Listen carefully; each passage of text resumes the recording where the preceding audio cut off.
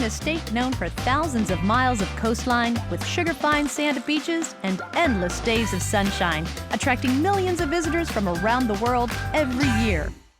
But in our quest for the ultimate beach vacation, it's important not to overlook what was there before, what is happening now, and who are the people who are making sure that generations have this beauty to return to. A part of the world that people refer to as paradise. I'm on the Paradise Coast in Southwest Florida.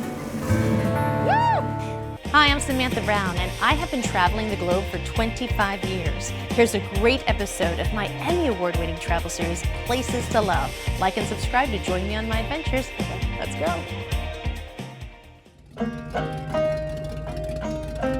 Are we in the Everglades now, or are we going to it? We are in the Everglades, yes.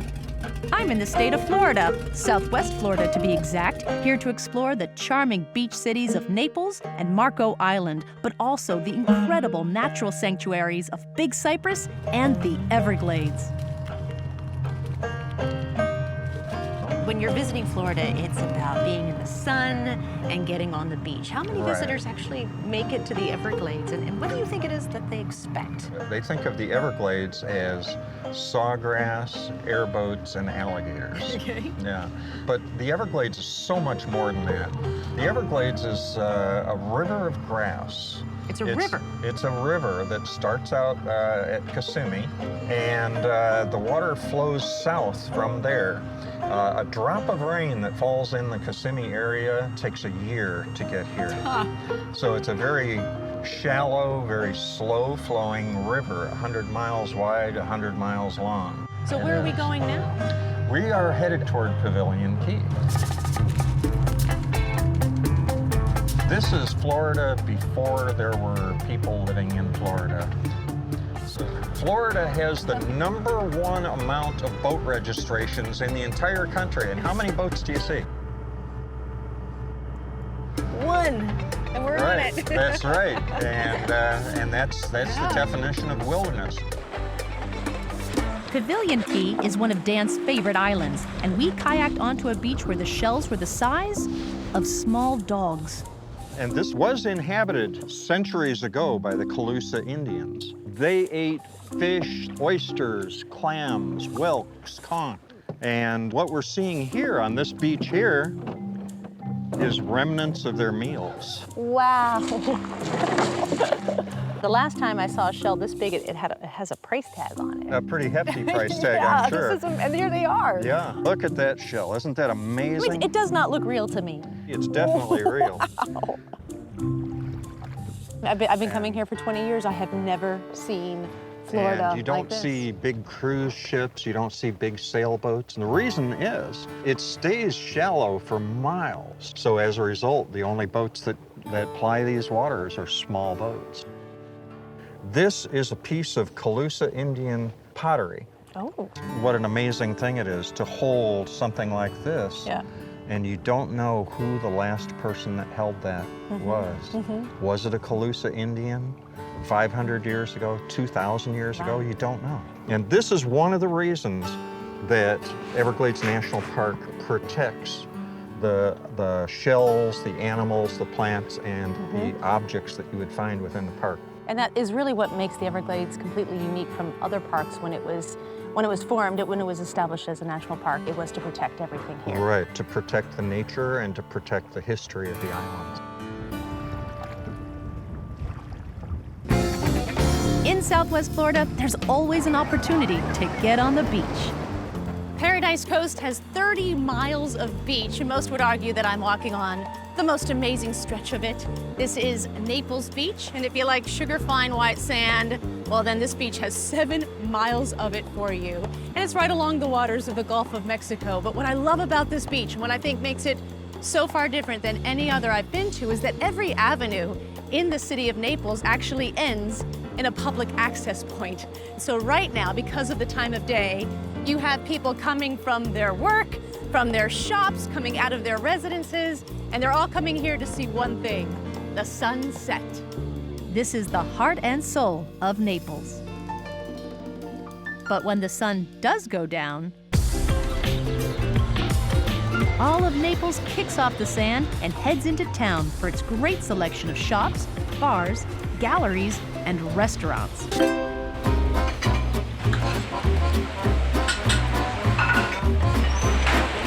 When we opened up our Tulia, we want to do something a little bit different. So we make our own ricotta, we make our own cheeses in the house, we cure our own salumi, we make our own sausages, and we make our own pancetta. So here we have Brussels sprout leaves, house-made ricotta, our house-made pancetta, and then garlic chips, and we bake it in our wood oven. Wow. And so this is a big-time favorite. And it's all house-made. Everything's house-made. Wow. We take a lot of pride. Oh my gosh, that is so good. Bar Tulia is known for its craft cocktails, where every ingredient other than alcohol is house-made. Yes, please. What is this? That is our Hamilton Harbor little house tiki creation. What's in it? So we have a coconut milk curry that we make here. There's alcohol in it. A little bit of rum, a little bit of rum. It's just a little. Yeah, a couple kinds. And we have some fresh squeezed carrots, some fresh juiced pineapple juice, a little bit of lemon, a little bit of Angostura, some tiki bitters, little love. I love that. Yeah. That's what I was thinking. This is fantastic. Thank you Cheers, very you're much. welcome. Cheers. Salud. We're serving very simple, very honest cuisine. We're doing great craft cocktails. There's a lot of soul, there's a lot of passion. So when people come to me at the end of their meal and they're like, "Chef, we had such an amazing meal, and we could taste the soul that's coming through your food," that's what makes me so happy. I just wanted people to just kind of stroll in and out, and of course that's what we have here. That's what makes the space so fun, and that's what makes the restaurant magic.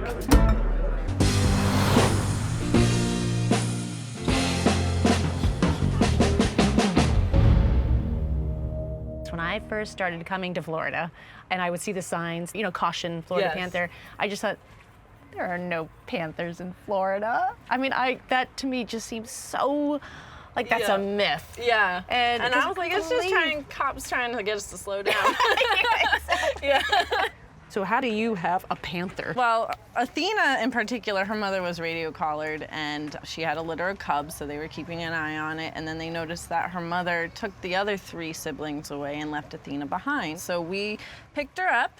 She was just a couple weeks old at the time, and now she's living here. She's a rescue. We only take rescues. That's it. Yeah, we don't have a breeding program with them.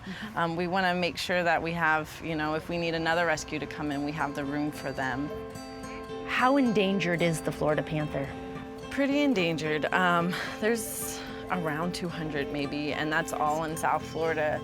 Are they solitary animals then? Are they used to being alone? Yes. So then do you only have one? No, we have Uno. He's our male, and he was the first one that we were able to rescue from the wild. You can experience firsthand the overall mission of the zoo in the Backstage Panther Experience. We sit on the ground and keep our voices low so as not to scare the animal. And Uno is partially blind or completely blind? Completely blind. So yeah, everything that he does is with his whiskers, his ears, he feels around. Wow. And how did he become blind? He was shot in the face with a buckshot. So when it shoots out, all these little pellets spray out, and they hit him all over his face, and they shot him in his back as well. So you can see some scars on his back leg. Well, why did they shoot him? Hopefully they were scared and didn't know what to do, but panthers aren't really wanting to be around humans. They try to avoid us as much as they can. So generally if you make a lot of noise and act really big and tough, they'll go the other way. What is your overall mission for allowing people to have this type of access with Uno? We want people just to understand that there's something that Floridians should be proud of. You know, most of the big cats are like lions and cheetahs and things that are over in Africa, but you know, we have one right here in our backyard, and I think that's something really to be proud of, and then to understand that we can cohabitate with them. So that's what the message that we want to spread. I have always had a love of strip mall restaurants. And I wasn't gonna miss one of the best in town, mother and daughter owned Grouper and Chips. I'm Pam Pishner. I've owned a restaurant here in Naples for 25 years. the #1 grouper sandwich in Southwest Florida. That is a serious accolade. I made up the batter, perfected it, decided that's it, I'm opening this restaurant. I haven't changed a thing in 25 years, and my philosophy is, if it isn't broke, you shouldn't fix it. Every day I wake up going, oh, so every piece of fish we put in that sandwich is gonna be as fresh as it can be. This restaurant's 960 square feet, so we can't keep things here. So fish comes in fresh every day, fresh. And this isn't just a mom and pop business, this is a mom and daughter's business. Absolutely. I love my mom, I love my 2 sisters. I could never work with them. We're entertaining some days, believe me. Right? My daughter here is here every day, Monday through Friday, and you know, people walk in the door, hey Natalie, you know, they all know names and they feel comfortable, and you know, and my other daughter's the same, you know, she likes to stay more in the background because she's the shyer one of the 2, if that's possible. So what brings people in? Fresh seafood.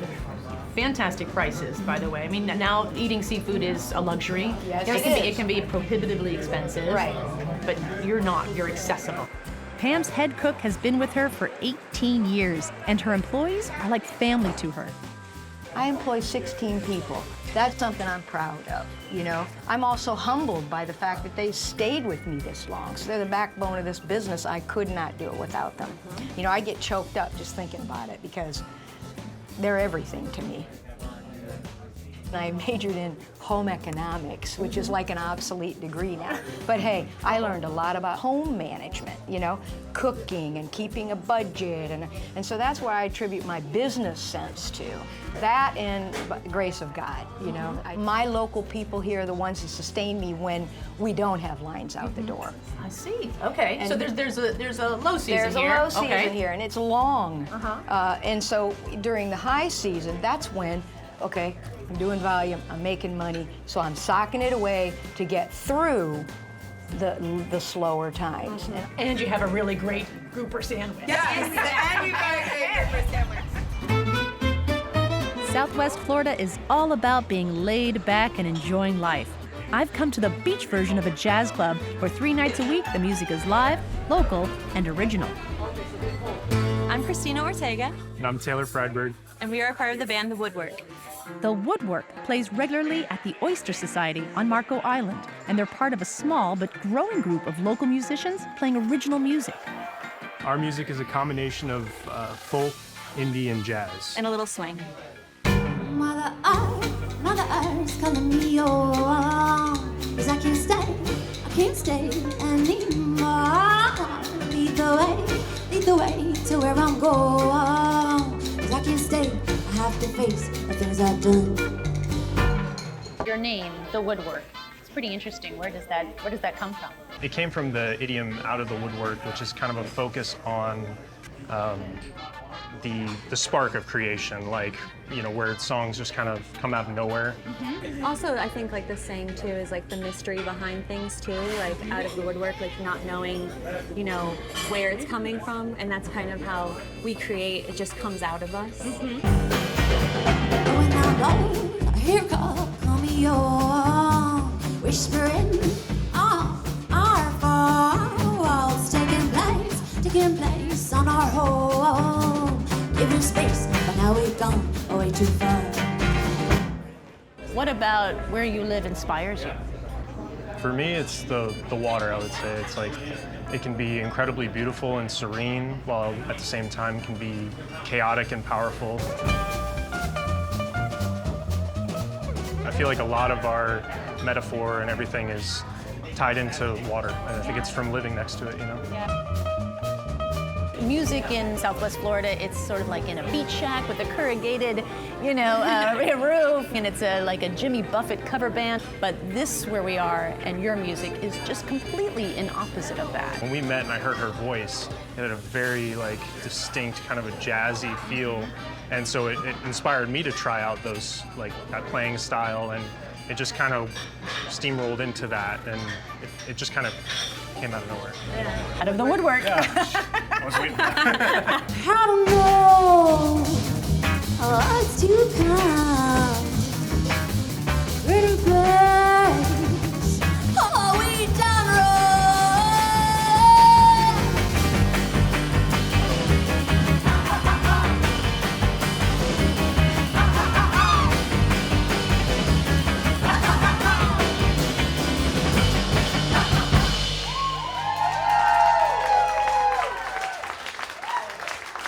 Thank you very much.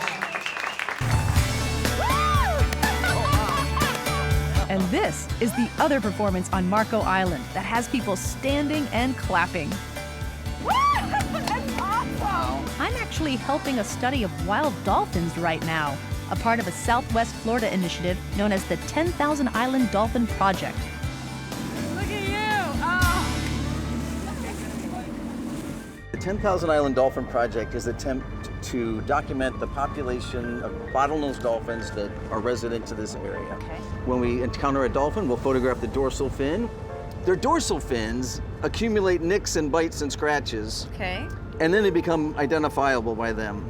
So we're looking at the numbers, their range, their reproductive success, and their association patterns. The Dolphin Explorer has survey trips twice a day and is the platform for the only wild dolphin study in the U.S. that engages and is supported by the public. Do these bottlenose dolphins, do they migrate? Do they go away, No. or are they here year-round? It's very much like these dolphins were born into a little small town and they Okay. never moved. Moms, calves, subadults probably spend their entire life within a little 20-mile circle. These coastal bottlenose don't stay together in a pod. You see 2 or 3 moms get together, they have a little play date. Oh, okay. It's a very fluid social structure. See. Oh, dolphin! Cool, we got a mom and a calf.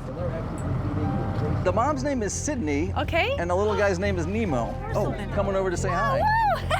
Hey! Oh my gosh. They got a new dolphin with them. It's a third. There's 4 dolphins now.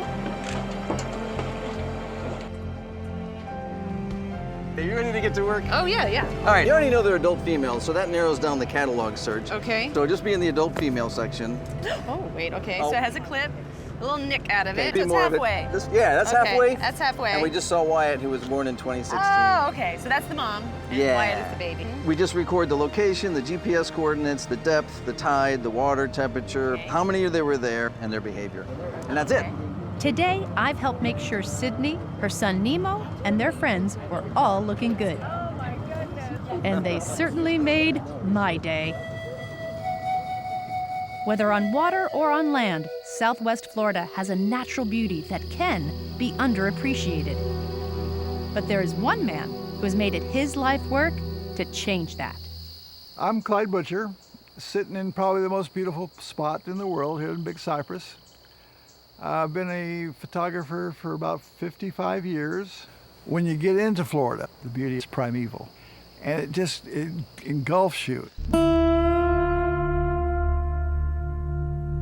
When I first came to Florida, I said, no, this landscape is gorgeous here. Why aren't people photographing it? That's because it's swampy and gators and snakes. But I've got past that, and it's just, those are just part of the beauty of Florida.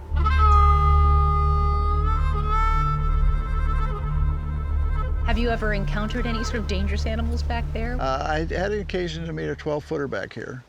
Back there it's mud, and I'm barefoot. Why are you barefoot? Well, because you get stuck in the mud. It's easy, you don't want to lose your shoes. How many pairs of shoes have you lost, Clyde, to doing your job? I find them. I find them. When the waters recede. So anyhow, I turned around. He was about 4 feet from me looking at me. So I grabbed my stick and I hit him in the nose and he took off. Okay. If you don't show fear, the animals don't care. You just go out to have fun, enjoy it, and animals will say, oh, hello there, Clyde. You know, doesn't bother you. Were you the first professional photographer to really explore this area? Yeah, I've been walking around photographing Big Cypress since 1984. Never met another person. That's how many people are here. Now, I've done Rocky Mountain National Park, where maybe 1,000 people pass me when I'm doing one shot, you know. I only shoot maybe most 3 shots a day. Wow. Are you spending a lot of time setting up that shot? Yeah, waiting for the light. Waiting for the light? Okay.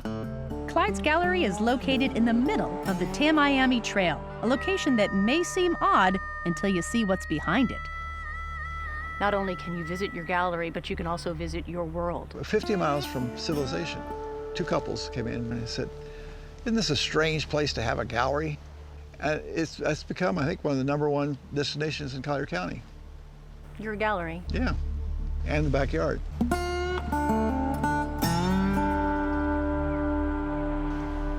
People ask me, what do you remember for? I want to remember to be an educator, not a photographer. So what do you think your photos educate people on? The reason I make my pictures large is you have to scan. So when you see the picture, you have to scan through the picture, and you get a feeling of being there. So you walk into them. Yeah. When people come to the gallery, then they go out and see Big Cypress, and they come back in the gallery, now I can see it.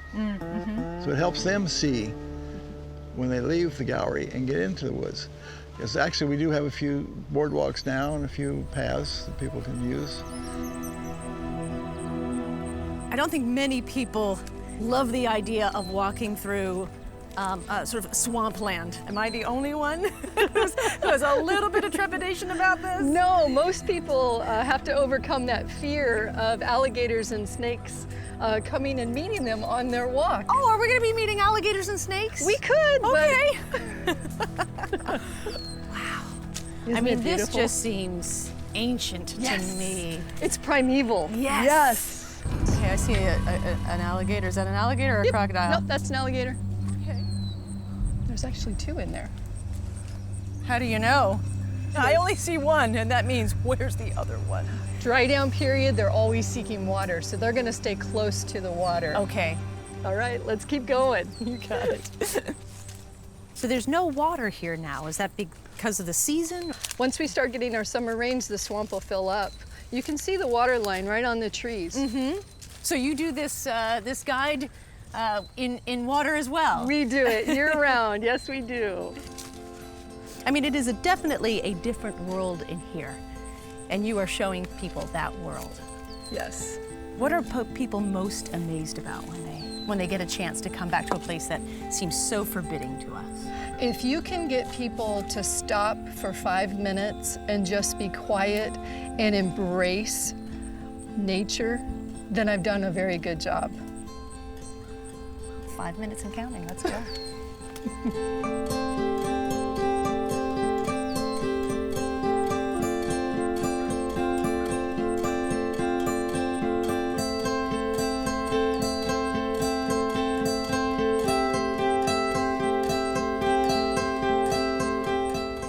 Solved all the world's problems. In 5 minutes? In 5 minutes, exactly. Because if this exists and we can be here, life's good. Life is good. Coming to Southwest Florida, I mean, you've got the prettiest beaches I've ever seen, some of the best food. There's so much nature everywhere, and there's so much to explore. Anytime you go to the beach, you're gonna see at least a dolphin or a stingray or something amazing. I'm a firm believer in seeking out little places and strip malls in Southwest Florida because you're gonna find your best mom and pop little places in those areas. It's a wonderful place to be, and I wouldn't want to live anywhere else. To understand Florida, you have to get out of your car and get into it. And it'll surround you, and it'll just like, it'll hug you. It's just a gorgeous place. The Everglades, there's no place like it in the world. You just got to come and get out of that bloody car.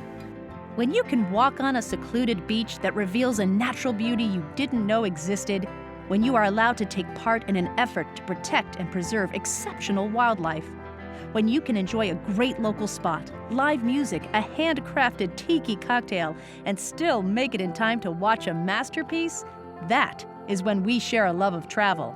And that's why the Paradise Coast of Southwest Florida is a place to love. Hey, thanks for watching this episode of Places to Love. What was your favorite scene? Be sure to leave a comment. Now, for a full itinerary of this episode, click here. It is a great travel planning tool. And here, if you want to watch more full episodes. And of course, subscribe to my channel to see new episodes as they are released. Hope to see you out there.